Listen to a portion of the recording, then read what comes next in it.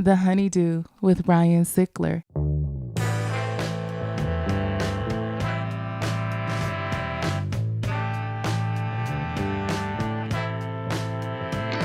Welcome back to the HoneyDew with y'all. I'm Ryan Sickler. We're over here doing it at Studio Night Pants. This is the HoneyDew with y'all, as y'all know, where I'm highlighting the lowlights with y'all.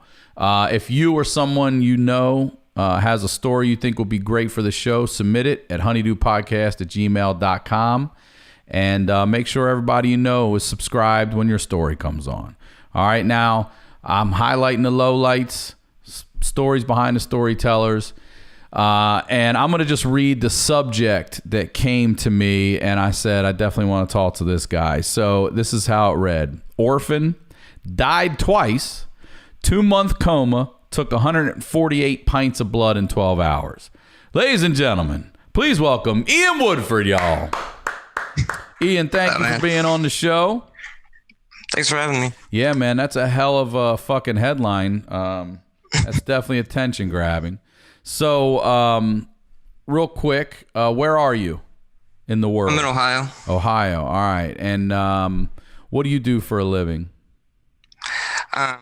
Nothing anymore, man. I'm kind of permanently disabled, but I work on cars. I make YouTube videos here and there. I don't know. I like when all I control. I bought like 14 cars that were complete shit, and I just completely stripped them down to bare nothing, paint them, completely rebuild engines. And I put it up on YouTube. You flip them? You sell them? I should have. I should, but I keep them. All right. I fall in love with them, man. Once you put all that time into it, you're like, I can't get rid of it. I bet, yeah. All right, so let's start with Orphan. What happened when you were a kid? Oh, man. When I was 3, my dad died. My mom used to bring it up all the time. I really don't remember him too much. He was a big car guy, so that's probably where I get it from. He owned like Rolls Royce dealerships and owned a couple of bars. And when I was 3, but the night that he died, instead of saying goodnight to him like I did every night, my mom said I said goodbye, and he died that night in his sleep. So she's always said that I could predict the future when I was little. Just because of that one thing. I don't think anything else happened, but she would always say that. So at 3, you're being raised by a single mom, and then what happens? She went back to school to be like a nurse, an RN, and then we moved down to Florida, like Seminole, Florida, St. Pete area, and she just ran nursing home. She became like director of nursing at a couple of different ones. And then I have a sister who's 12 years older than me. We were down there until I was probably 12. And I was just a mama's boy for a very long time. I got whatever I wanted because we had good money then when she was running nursing homes. Okay, so so Orphan, you were not born without parents. You lost your parents. Yeah. Just being clear on that. Okay. At what age did your mom pass? 14. She committed suicide and I found her. Oh, what happened? Are you comfortable talking about it? Yeah, man. Like I was saying, we were down in Florida, and I got an older sister. She had a son, and we were worried that they were doing all these tests. They thought he was going to have leukemia. So she just got rid of everything, and we came up here and lived with my mom's friend. And then it was just one thing after another. My mom couldn't get a job up here, and then she bought a house, and that was back when you could get like 2 loans. She went to one bank and then immediately went to another bank and got loans from 2 different banks to buy this house, and then she couldn't get a job. And then in Florida, insurance down there, it's not like that up here. Down there, it's like an SR22. Like you have to, like your license gets suspended immediately if you don't pay your insurance. But she canceled it down there and then got insurance up here, but they suspended her license. And then during the winter, she only had like this rear-wheel drive SUV from being in Florida. She slid down the driveway and backed into this doctor's car or whatever, who they were like going to take her to jail and everything because her license was suspended in Florida.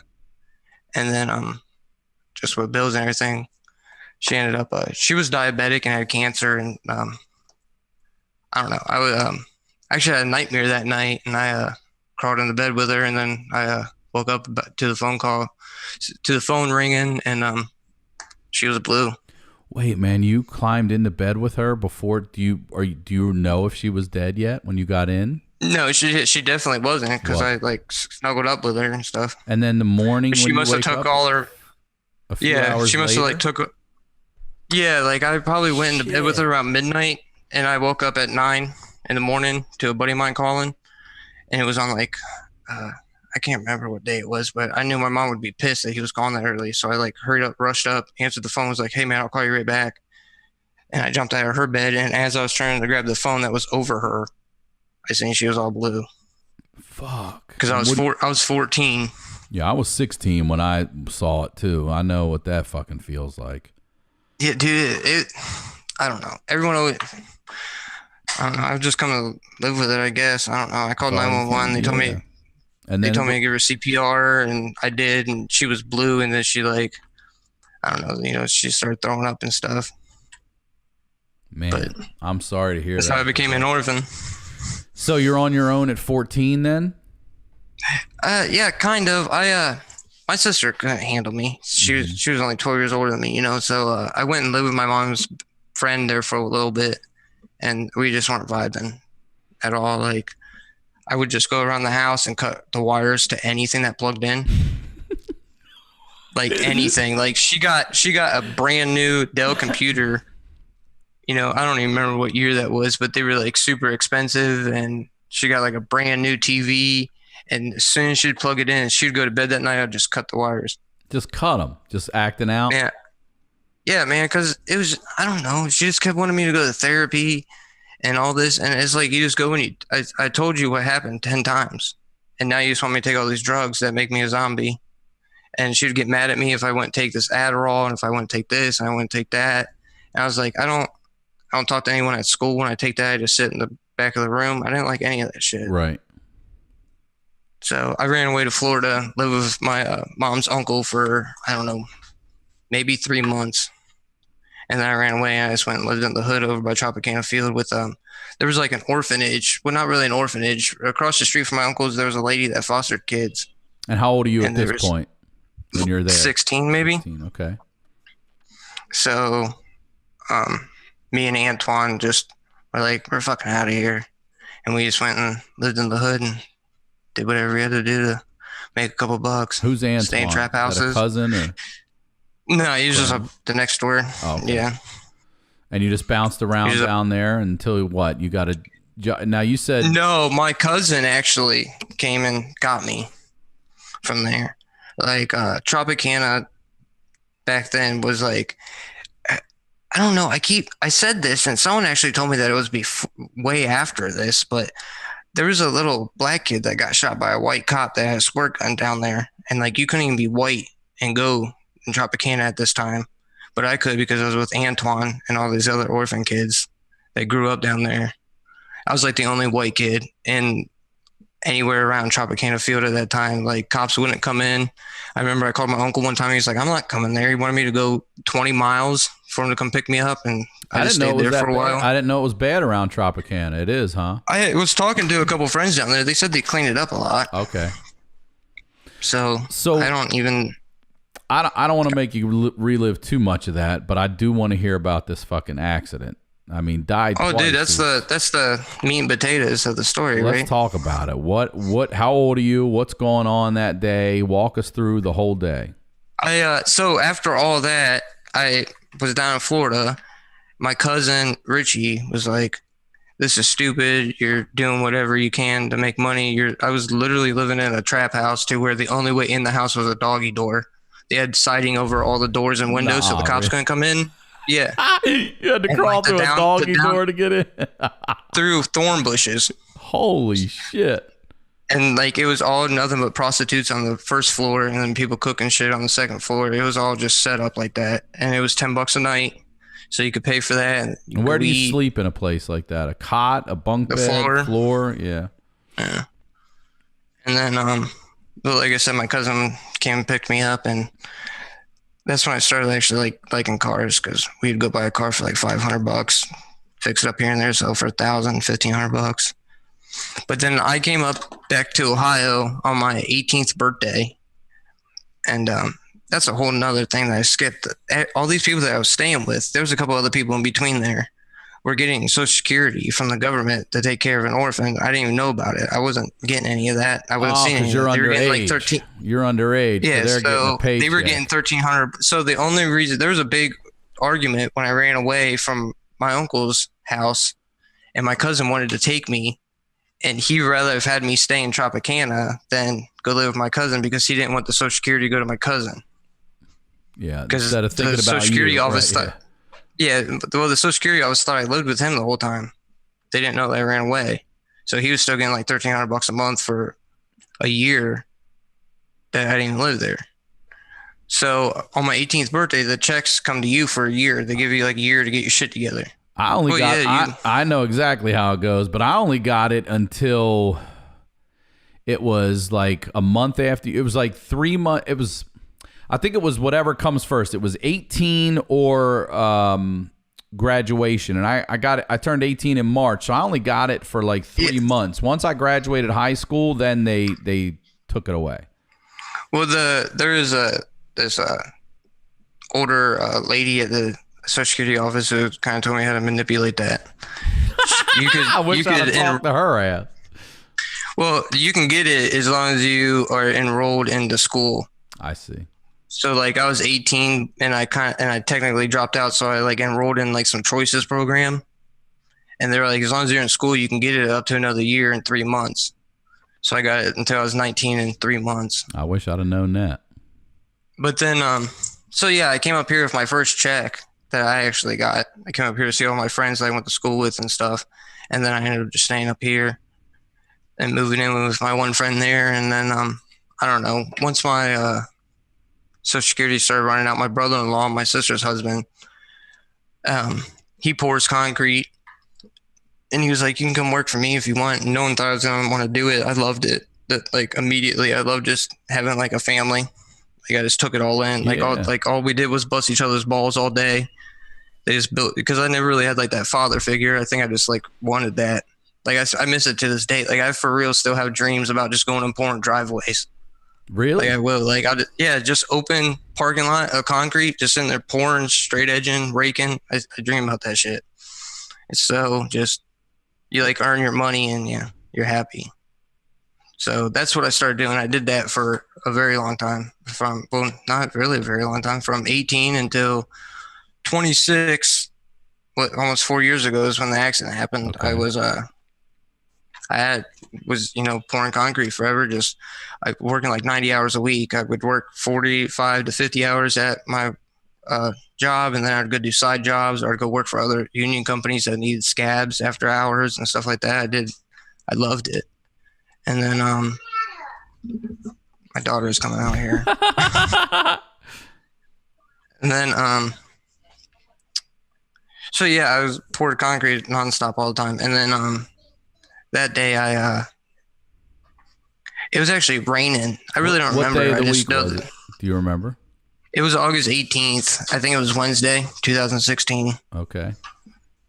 And it was raining, and you can't pour concrete in the rain. So we all like went out to breakfast. And then my boss was like, well, if you want to work, you can take the dump truck and the Bobcat and the excavator and go get this job ready, you and Nick.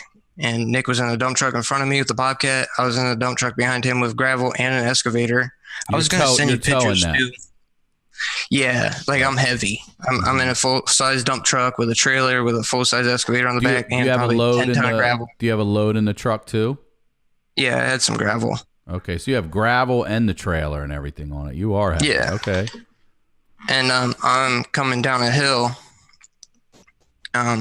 It's State Street is what it's called. I'm coming down State Street, the hill. Is it still raining at this point right now? When you're okay. No, it actually got really nice. I don't know. It was raining all morning. I don't know. By like 9 o'clock, it started getting nice out. And I was coming down the hill, and there was a lady. So like you're coming down State Street, and there's a road right here, but it's only a right-hand turn or left-hand turn. It dead ends into a cornfield. There's a lady waiting for me to go by. There's a guy in a crane truck trucking down the other side of the hill, because you go down in this valley. And I don't know, it's never been proven, but Everybody, even people at his company, say he was texting and driving. He says he fell asleep.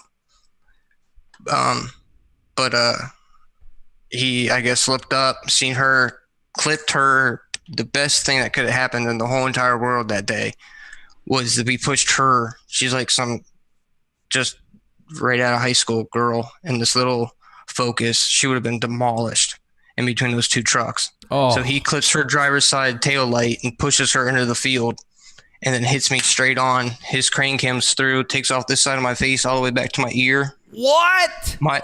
My steering wheel cuts me in half. What? It does. I was going to send you pictures. I forgot. Jesus. Cuts me in half. Holy shit. Dude, hold on a second. Hold on a fucking second. You're talking about you're coming down a hill. You're not, no brakes for you either, right? So neither one of you are braking at all at this point? Yeah, I didn't. Because I had the right of way. Right. I'm going down a hill. I'm going straight for another 100 miles. There isn't even texting or maybe sleeping. But he looks up at the last moment, jolts, hits her, knocks her in the cornfield, and fucking straight on to you. Dude, it cut your fucking say it again. Dude, I wish I had sent you the pictures. You'd see it. Like, dude, this truck is demolished. It is just wrinkled mess. It's a big boy. And the crane comes through, hits me in the face, and peels my face like just like a razor blade. Do you feel it? All the way to the bone. I don't remember any of this. None of it. And your steering wheel cuts you in half, like it just you push forward that hard. Yeah, the State Highway Patrol said I easily hit over 100 G's. They marked me as dead.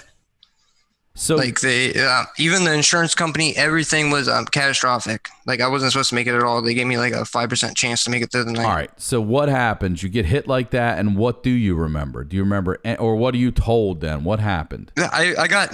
It was first thing. It was we were running late because we went out to breakfast because it was supposed to rain, and so it's like 9:15. I think is when 911 was called. Everyone's going to work. I got a shit ton of reports and witnesses and everything. So did your friend that was ahead of you? Did your friend that was ahead of you see it? I'll get there. Okay. You're all excited. I am. I can't get over this fucking story. All right, go ahead. So I'm coming down the hill. I get hit in the face. The crane takes it all the way back. My ear's off. Like it's all still together though, like peeled back. And my steering wheel cuts me in half. And then I'm like wrapped up from. I've heard there's a couple different reports, but most of the reports say that I kicked my door open. And you know how on like a big dump truck, a diesel truck like that, the fuel tank, the diesel tank is part of the steps to get in? Yep. That wasn't fucking there, man. So I go to get out and the steps are wrinkled up like this. The steps are wrinkled up, comes right through me and out and cuts up through my liver. Oh, and by the way, all my ribs came out. Hold on. You wait. All right, hold on. Did you just say all your ribs came out of your back? Yeah, I forgot to say that. I have scars from ribs coming out my back. Jesus Christ! Told this story a lot, man. So wait, you're telling me that you don't remember, obviously, but just force of habit, you kick the door open and you're about to step down. That's why your body is dropping so quick. You're expecting a step to be there. I guess I don't. Like I said, I don't remember. I just. And that thing's bent up and it's fucking just slices you? Yeah, I go to step out and I fall and it cuts my liver right in half. Good God. Comes right through, comes straight up and cuts me in half. And that's after the accident. Yeah. Fuck. And then my brother-in-law, who's probably the closest person to me, my family, like me and my sister hasn't really got along that much. And he's in the truck ahead of me. So he comes back because he gets up to the light. 300 yards, 400 yards away. He's like, where the fuck is Ian? Turns around. He just sees it's like a bomb went off. He said there's just shit in the air, still dust and shit everywhere, cars, parts everywhere. He comes running over and he's like, he said he thought I was dead. He's like, I just seen you all mangled up. And he said he came over to me and he's like, I didn't want to fucking touch you. He's like, I was just staring at you. And then just all of a sudden I started screaming your name. So like he says it's corny all the time and he's going to hate that I say this, but we used to watch Lone Survivor nonstop. And remember when he gets hurt, he gets shot in the leg. He's like, get your fucking legs working. Mm-hmm. He said he just started screaming that to me. He's like, Ian, man, get your fucking legs working. He said I looked up because I was laying like this. He said after he yelled that at me, he said I looked up and my face just fell off. Oh, fuck. because it got peeled back. You're like, I'm trying to get up, but my face is falling off. So, holy shit. So this poor dude, not poor you really, but he's traumatized looking at you're his brother-in-law, you said? yeah, he's married to my sister. Face is falling off. You're probably bleeding out. Your ribs are out through your back. Oh, yeah, I'm bleeding out already. Oh, I punctured my temporal artery from the crane, punctured this artery. What? And then my collarbone, everything's broken inside of here, man. My collarbone punctured my clavicle artery. So I'm just spraying blood out arteries. Oh, everywhere. my God. And there's people going to work, seeing this shit, having their coffee. Yeah. Fuck. So what happens? So the EMS comes. Like I said, my brother-in-law just keeps yelling at me. He says he's scared to touch me. He's a big dude. Like I look small now, but I used to support concrete. I used to be like 200 pounds. Right now I'm like 150. I still can't gain the weight back.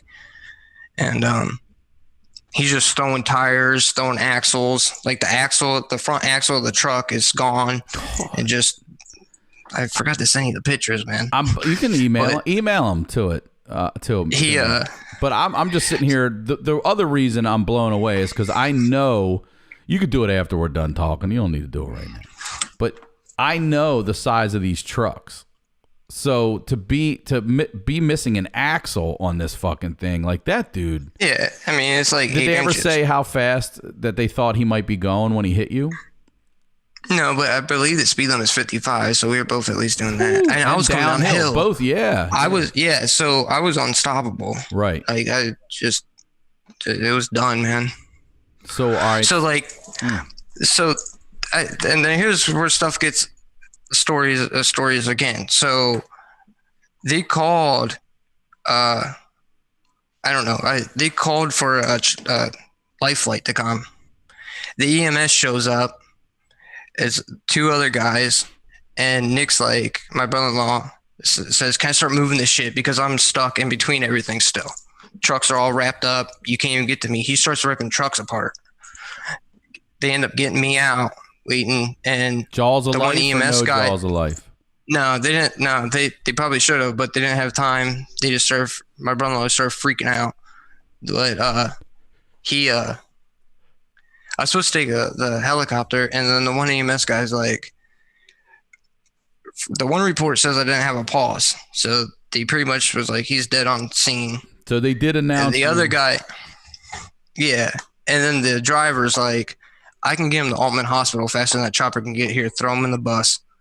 And they did. And they got me to Altman. They got me back, and the ambulance, brought me back. I got to ask you, you don't have any memories? Nothing? You didn't see anything? No lights? None of that shit you hear about? Dude, I've tried. I hear you. Oh, I'm going to get to that. So they throw you for 2 months. They throw you in the back of an ambulance. You're pronounced dead at this point, and they're taking you to the hospital to see if they can revive you. And they do? Do they do it in the ambulance, or do they do it when they get you to the hospital? I believe they do it in the ambulance once. They get me to the hospital, and then all these nurses, like, we're on like first name basis. Like, I'm their miracle child at this hospital, because like 148 pints of blood. That's what it took in 12 hours. Right, we said that in the subject. I took more than that total. I took like 152 total. All right, so do you know what, like, they bring you in? Do you know what they did to you, like the procedures and things they're doing to you? Yeah, they just brought me in and started trying to figure out what was going on. They didn't know that this collarbone went to this artery.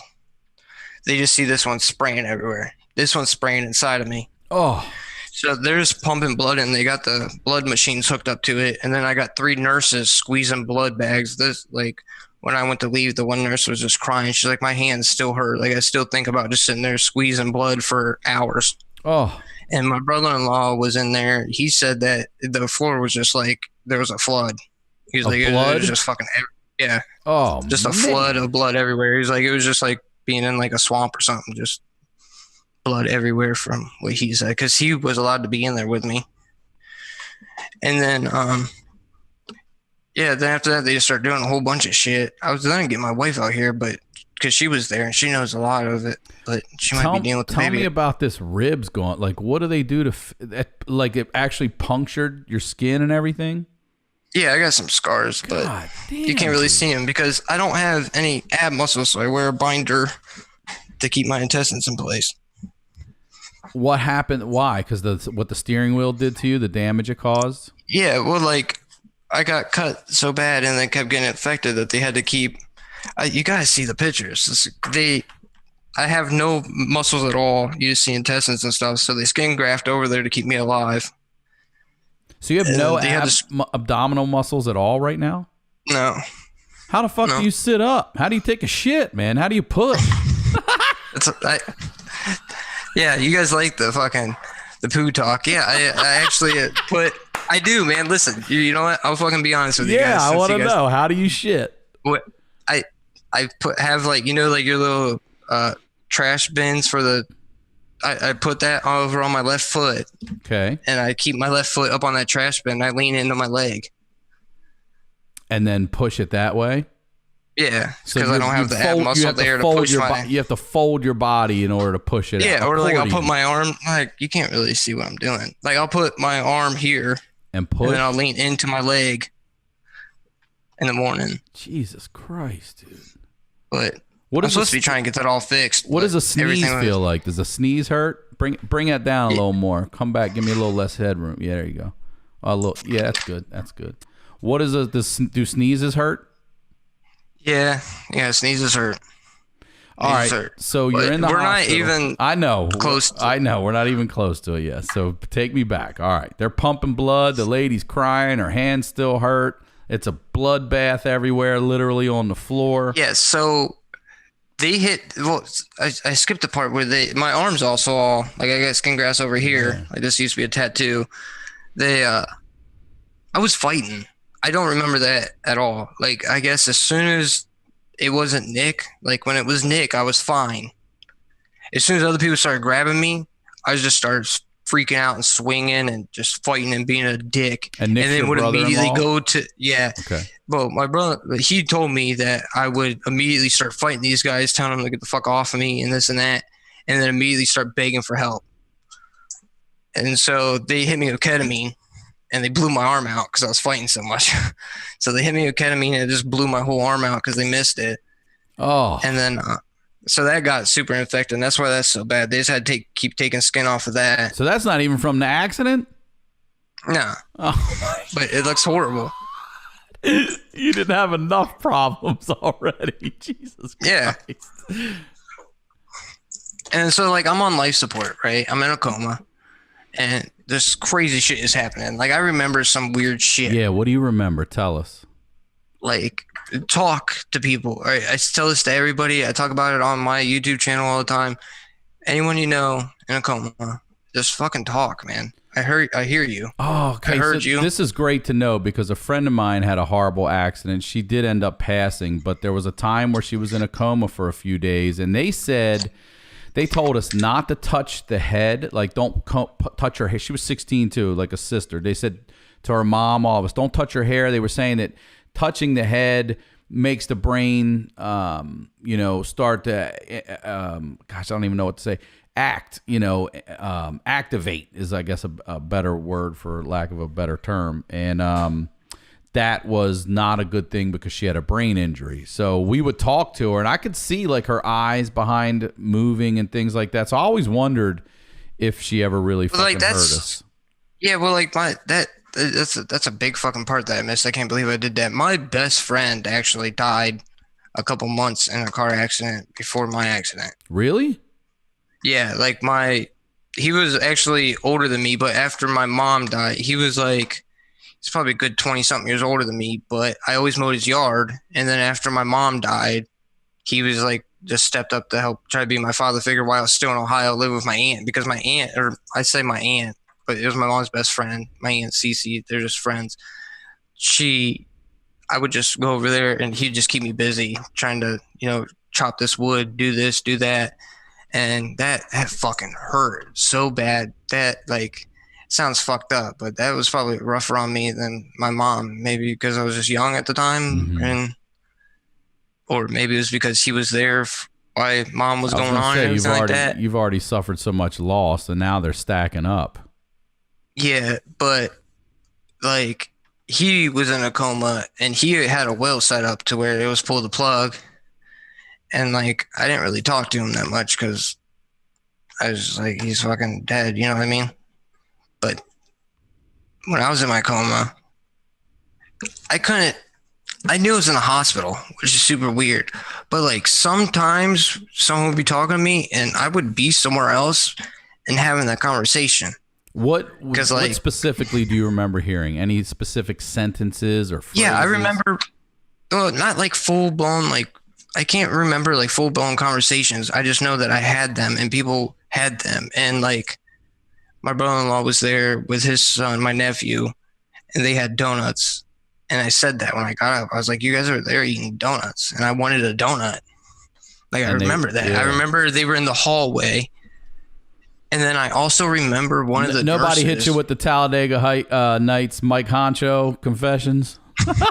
No one was poured out their heart to you. No. If it ain't old Mike Honcho himself. Shake and bake, buddy. So you remember donuts, and when you came out of the coma, you said that, and that they were like, yeah, that's right, we were there. Yeah, well, yeah, I remember like I would say I don't remember the exact things. It's been 4 years, but I remember like talking to people, and one of the times we only talked about me supposedly dying once. Another time they tried to scan me. They tried to scan me before this coma and shit that I was talking about. They tried to scan me in like the tube thing. I can't remember, MRI, CAT scan, or whatever it is. And the one nurse was like, you just got to fucking make it through this so we know what's wrong. And I remember her saying that to me. But the thing is weird is that the CAT scan tube thing in my mind was in a shed, in a wood shed, and the tube was made out of wood. And it was just super weird. And I just remember it being, you know how those things are super loud? Like I remember it being loud, but I remember her talking to me. She's like, you just got to stay alive for this so we know what's going on. Just stay a little bit longer. Stay alive. That Holy shit. I just remember a lady saying that, and then it was Tiffany who said that was me, and she was also one of the girls that was squeezing blood. So I remember people saying stuff to me. And accurately, you remember it accurately. Like those things really did happen. That wasn't something you were making up. Like I know that the wood and all that, sure, your brain was like it was just super weird. And like one time I was like in an alleyway talking to a couple of my friends that came to see me. I don't remember the conversation. I couldn't remember it when I first woke up, but I remember like we were hanging out in an alleyway, like smoking a cigarette, and we were talking, and they came to talk to me, and I was like, well, you guys came, and I remember talking to you. When's the second time you were pronounced dead?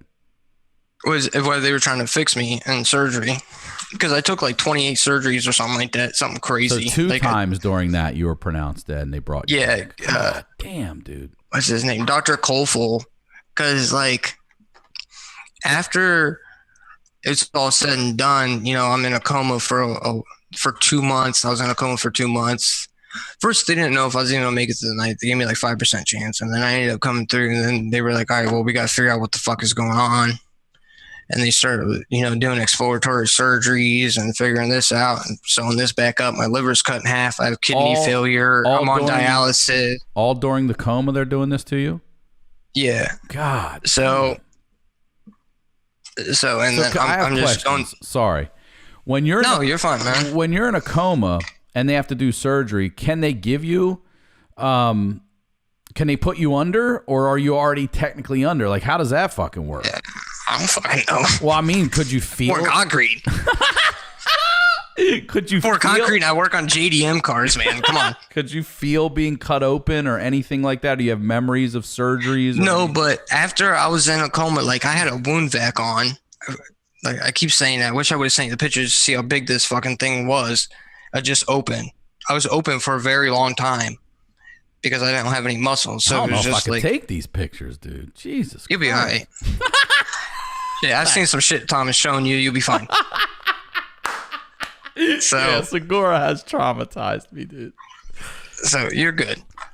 But so like they would do wound vac changes and what's that shit? Michael died on propofol. Propofol they'll put you on to get you this in the zone to like do small stuff like that. They were doing it so often, and I was on so much shit that it stopped working, and I would wake up a couple times while they were doing these wound vac changes. Oh. And like I would just be all in pieces. And could you see it? And, could you look down and see your body like that? Yeah, but I was on life support and shit still. So Life support. Damn, dude. I still had trachea, so I couldn't talk, and you can't move. Like, I don't know, man. You ever hear the Eminem song, "A Rose"? Mm-hmm. Where he talks about that. That's exactly how it was. Like the nurse comes in, says his kidneys are failing. You know that shit, even though I listen to that song like 3 times a week. It's so crazy. It came out, I believe, like a year after my accident or something like that. So 2 months of coma. You're in the hospital. When do you remember waking up? Do you remember opening your eyes, and what's the first I don't remember the first seeing? time I was in, and they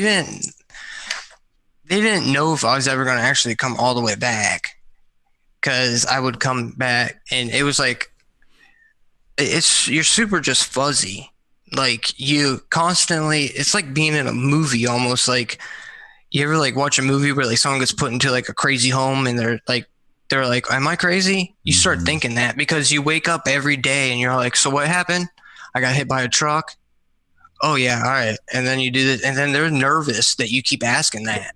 And it's like, as soon as you tell me, I remember that I asked it.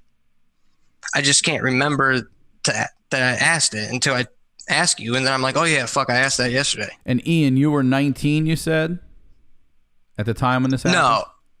No, I was 26. Okay, all right. So I'm thinking, I was worried that you have no parents or anything. I was wondering who's in there making decisions, whether you... Well, that dude, it was just all luck, and the people that I just had, I don't know, just maybe because of all the bullshit I did, it was just my time to have some good luck. Everybody was there for me. Like, even the EMTs that like never come back, they see shit all the time. Right, yeah. They came back, we're all like, I just want to make sure the dude wasn't alone. Damn. That's nice. So like, I don't remember. We keep jumping around.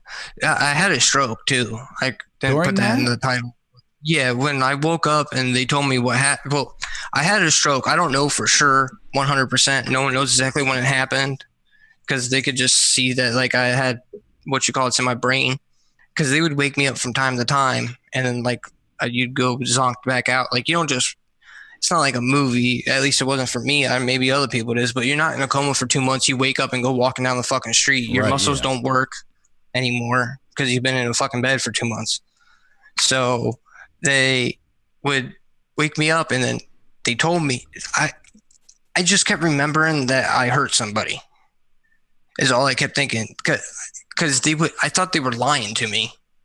And I think that's why I stroked out, because I would remember waking up. Like I said, I didn't remember until they told me, and then I remembered, and I would freak out because I'd wake up. I'd be like, what the fuck is going on? Like, you can't talk really. You just mouth it, and you can't move. Like, you want to make a fist, you want to scream, you can't. Yeah, I'd like barely hit the side of the bed, like just to ask for help and shit.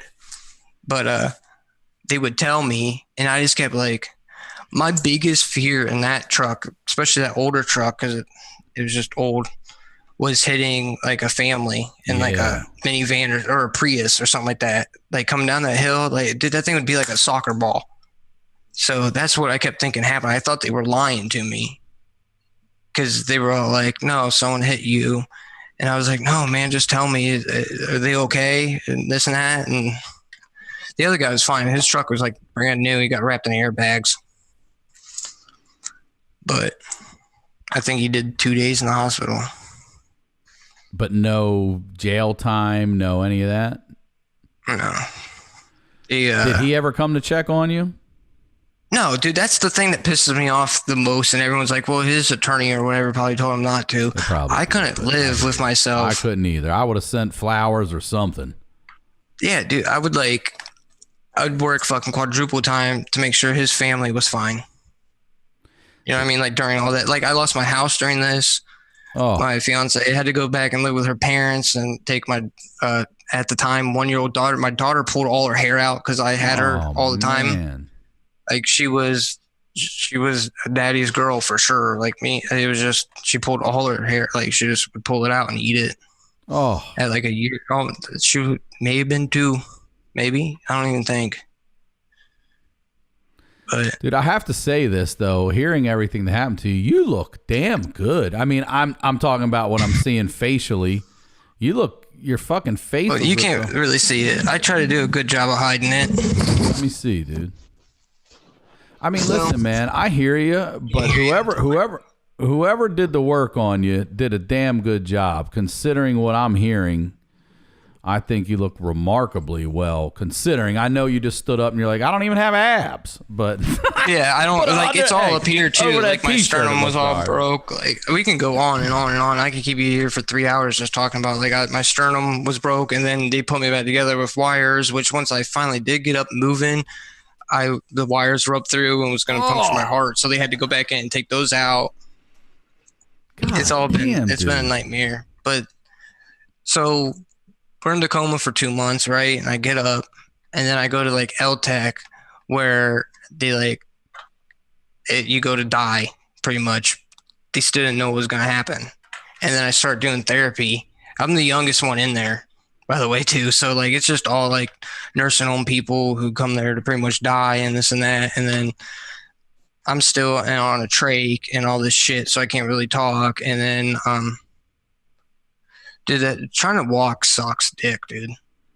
Like, I mean, I want to know, like, well, let's go back for a second, because you wake up out of this coma, and then what? Then they say you still have to stay in the hospital. We're moving you to this. You called it LTEC, and that's where you're either gonna make it or you're not, basically. yeah, pretty much. Well, like I was in the SICU, which is just the ICU, but for surgical. It's like the surgical intensive care unit or whatever for surgery.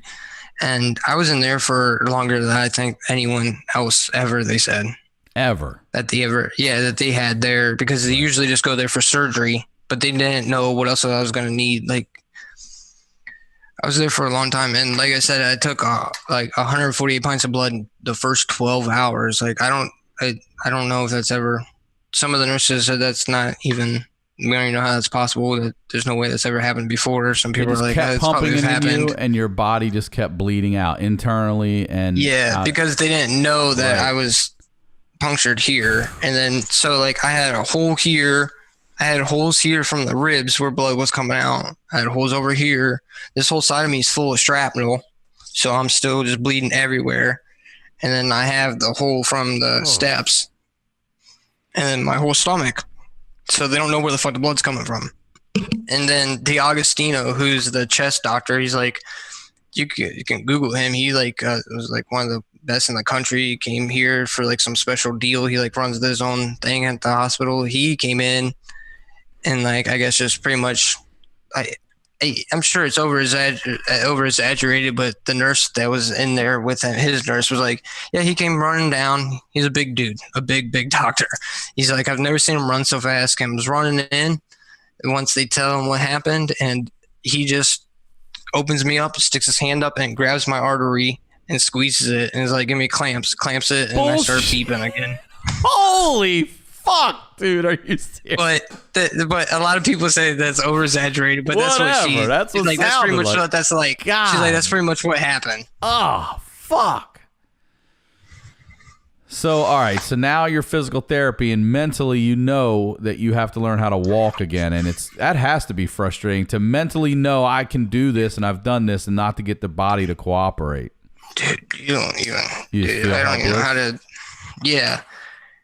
I used to work 90 hours a week pouring concrete, and now I can't fucking walk. Is that and I haven't had any parents or anything ever to help me before. Now I got all these people trying to help me to learn how to walk, and I'm just a dick, dude. Would you say, like, I can understand the anger coming out of that, but would you say that of all the things, was learning how to walk one of the hardest again? Yeah. It was. Why? What is it trying to get? Well, because talk to me about. Well, I'm better now because I just You're not in a wheelchair right now, are you? No. I can walk and everything. I shouldn't be able to. I need a new knee. That's another thing too. My kneecap came off. God. It just never ends, dude. I can just keep thinking, and I can just keep telling you. I'm also. How old are you? 30? Yeah, I will be. Oh, February. Yeah, I was 29. About 4 years ago. So, I mean, you're gonna have a lot of problems when you get older with arthritis. All kinds. Fuck off. I mean, you are. I'm glad you're here, but you know it. You said it never ends. I guess it's never going to end. Yeah, it never ends, man. Man, I feel like I'm missing a bunch of shit. You're missing abs, bro. Abs. Yeah, but I plan on having my fiance, or I call her my wife, we've been together for so long, to help me go through this stuff because she was there the whole time. I always forget stuff. Oh, I see. Of course you do. You went through a fucking major accident. All right, so talk to us about learning how to walk again. It's just horrible. It's just nothing works. Like, you don't think about, you had been in bed for so long. I had a stroke. This whole side of my body, it was affected. This, like, it's good now, but like I have permanent nerve damage to where, so like, it's just, this arm is actually still technically broken. But I mean, it's not anymore because it obviously heals itself. But for the longest time, I couldn't move my wrist more than, you can't see, I couldn't move my wrist more than that over that way. But now I can, but it was because this was broken. But I also have permanent nerve damage that wouldn't let me do it. So for a long time, I just had to keep my arm like this so the nerves would help heal themselves, I guess. I don't know. But like every now and then, this, you know how like when you like either like will sit on your hand or you know you get that tingle. I just get that all the time, every now and then, especially in the pinky, this foot, and then this knee is really bad. And they said I'll probably need hips, and I'm gonna need. Hopefully technology will get good, and then after Rogan does all the stem cell shit, I'll do it. Yeah, we'll put you back together, brother. I can't believe you have a fucking sense of humor about any of this shit, man. You're amazing. Dude, what are you going to do, man? It sucks ass. That's the life. It is right. What else are you going to do? It's good that you do. So, all right. Dude, I think that would be the shit, dude. If I could get someone that'd be like, yeah, let's try out stem cells on this dude, I'd fucking shoot me up, man. I need them everywhere. So you can literally put them in anything. Put it out there. Put it on your YouTube. Put it everywhere. Anybody out there listening to this knows anybody with stem cells, hit Ian up. All right, so you start learning how to walk again. All right, well, how long are you in therapy? Still in the hospital situation. You're coma for 2 months. So I was in the hospital for 86 days. I was in a coma in the SICU for 2 months and like 2 weeks. Because I was in a coma for 2 months, and I think I stayed another 2 weeks after that just to make sure it was all okay. So therapy. I was also the first patient that they ever took outside. I kept begging to go outside in the sun. And the nurses all got together one afternoon. Was like, fucking push them out the door. They wheeled you out. My whole bed out the door. That's great. I'm probably gonna get someone in trouble over saying that shit. Where y'all going with that guy? So the therapy wasn't in the hospital. You would go to therapy. No, it was at the hospital. It was just on the next floor up. No, that was another month. Oh, okay. So now you're in the hospital still. You're on a different floor, and every day you're doing physical therapy. Yeah, just about that. It's just. Can I ask you a question? You're personal question. Yeah. During all this, you're getting your wits back. Is any part of you thinking, what the fuck is the bill going to be at the end of this shit? No. Dude, after it hit 2 mil, I was like, fuck. The fuck am I gonna do? Yeah, right. No fuck. I worked 90 hours a week to make fucking 60 grand. What was the total bill at the end of all of this when you finally walked out? It wasn't much more than $2. I think it was like 2, 3 or something. $2 to $3 million hospital bill. Fuck. All right, sorry. Back to therapy. Blood ain't cheap, dog. Yeah, no shit. The amount you got. Yeah, well, especially since I took so much of whatever the universal one is for a long time. I took like the rare one because they didn't know what the fuck I was. This has like they gave it to me. Everyone was donating blood. So all right, so therapy now. You're learning how to walk. What else? What else you learn how to do? Just everything. Like it's just a slow process of them trying to come in every day and try to get you up. And for probably 3 weeks, 2-3 weeks, you're just getting to sit up. They just get you out of bed and you're just fucking cunt you and fuck you bitch and this because they're literally just making you sit there, and then they fucking leave because you're a dick and you're stuck there in fucking pain, and you go and you slouch over and you're like, hey, fuck, I can't get up. It just sucked. And then I love those girls now, but during all of that, you're like the mean old man in the nursing home. Like there was nothing I could do about it. I hated everything. I didn't want to move. Yeah, I understand. It was nonstop all the time. I I did nothing but complain. My fiance sitting there fighting with people that are just trying to help me because I'm upset. She has my back. That's good, man. Your ribs do too. Oh shit. I appreciate you letting me take shots at you. Dude, you're good, man. Oh, shit. All right, so what happens after rehab? They move you out of the hospital? I'm pretty much in bed for 2 years, man. Let me ask you this. Is it sort of, I just have to know, are they like, all right, we did whatever we could here, see you later, and they just shove you back out into the world and you're on your fucking that's pretty own? much how it was. Woo. Like, it was pretty, it kind of sucked. I mean, all the nurses care about me, and I go and I see them all the time. Mm-hmm. My main doctors all still care about me, but it's like the hospital's thing. Like, what are they supposed to do? So are you on a walker or cane, crutches? What do you, or are you walking at the time when you leave? So like, somewhere along the line, I like hit my like little rocky moment to where I was supposed to stay another like month. And I was like, I gotta be out before Thanksgiving. Like, so they were going to send me to a rehab facility, like a nursing home pretty much, for like another 3-6 months. And I still don't know to this day how I got out of that. I just was like, I wasn't supposed to get up out of bed without help. And it got to the point where like in the morning I'd get up and make my bed and do all this shit and brush my teeth. By the time the therapy girls were there, they're like, dude, you're not even supposed to be out of bed. And so I just kept doing it and doing it and doing it. And it sucked, man. Going up steps sucks. Like you can't move. Like, I don't know how, like you just got to see it. Like, I got a couple of videos I can send you to probably. You just can't, I don't know how to explain. Nothing works. Nothing, you tell shit to do shit. And it just, that's got to be maddening when you logically know that I need to do this and your body won't respond. Yeah. Or like you're walking and you go to fall. Like you can't catch yourself. So you got a bunch of nurses in there trying to catch you. And I'm mad that I didn't catch myself. So I'm taking it out on them.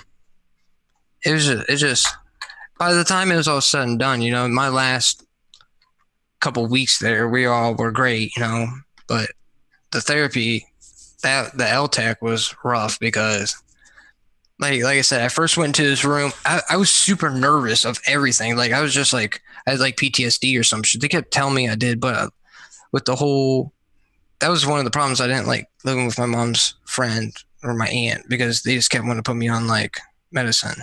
People kept wanting to put me on, go to therapy and just talk to this guy, take this pill, take this Adderall, take this Ritalin, this and that. So they kept wanting to put me on this Zoloft and all this other shit in the hospital, and I just didn't want to do it. But I was just super like, I wouldn't gain weight like at all. Like I was like 210 pounds like the day of the accident, and I got down to like 118. Whoa, that's almost 100 pounds you lost? Yeah, and they had me on a feeding tube. They had me on a feeding tube, and they kept wanting to take it out. But they were like, if you don't gain weight, we got to put it back in. So I was like, just keep that shit in.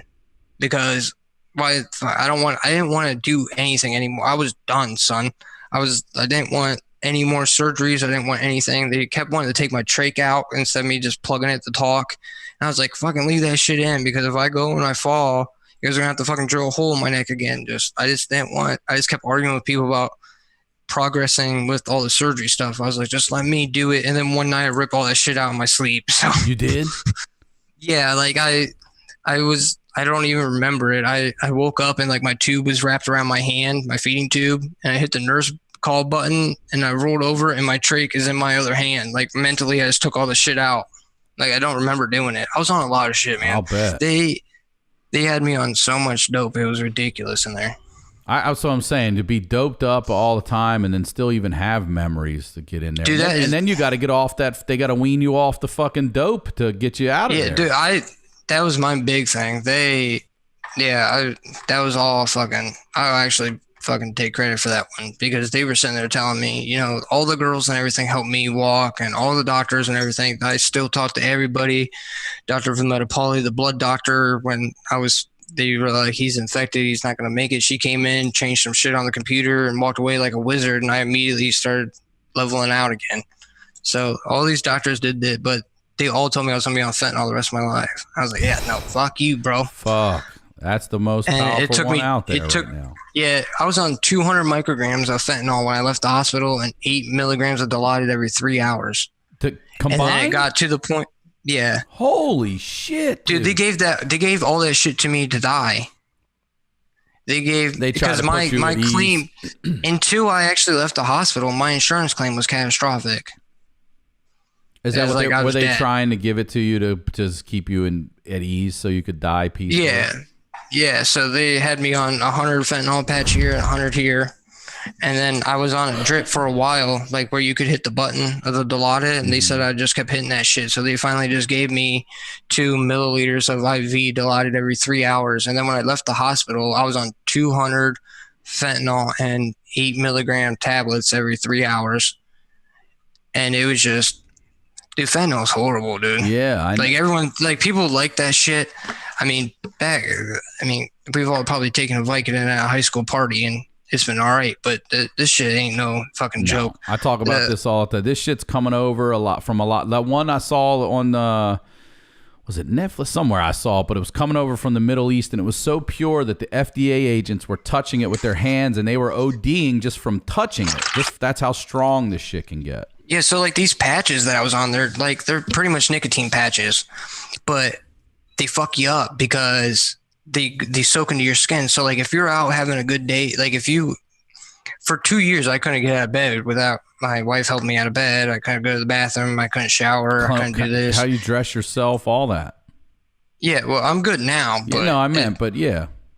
Yeah, so she had to help me do that, put my socks on, all this, and then I'd say all that a year and a half. And then I started getting up and doing this, but you go out in fucking July in the sun to play with your daughter, and the fentanyl just wears into your fucking skin, dude, and you get all that shit. Like you're out with your sleeves rolled up, and it just melts into you, and you don't know who you are for the next 8 hours. It's just stupid. So I just constantly would go into the doctor's office and be like, all right, well, let's lower this dose. And he'd be like, you sure? And I'd be like, yeah. So once I finally got down to like 100, I wanted to go to 50, and he put me on 75, and then I ended up going down. And then Have you been able to kick it? Yeah, I'm not on. I haven't been on that Wow. for what? Good for you, dude. No painkillers? No, I still would take the oxycodone here and there, like a Percocet tablet, but I still have massive surgeries. I finally got a couple people that think that they could put me back together. I just, with the COVID and everything going on, that kind of. So you have more. And then my one. Yeah, I have a lot of surgeries. All right, so give me an update of where you are now, health wise. What's next? Well, once all this stuff, my doctor, my pain management doctor that we were just talking about, who was great, who helped me anytime I wanted to go down, he let me go down. He retired, and so I was down off of the fentanyl and off Dilaudid, and I went to oxycodone, Oxycontin, immediate release, time release, and then I got off the Oxycontin because that shit is garbage, and then I was just on oxycodone here and there, and then I wanted to go down again. Once he retired, I went to a new doctor. I want to go down again. He immediately he's like, all these doctors are getting in trouble, for prescribing pain pills and over prescribing. He'd rather have had me back on the fentanyl patch so he could just give me one every other day and not have to worry about it. I'm like, I'm not fucking doing that shit, man. Not. So I'm trying to find a new doctor right now.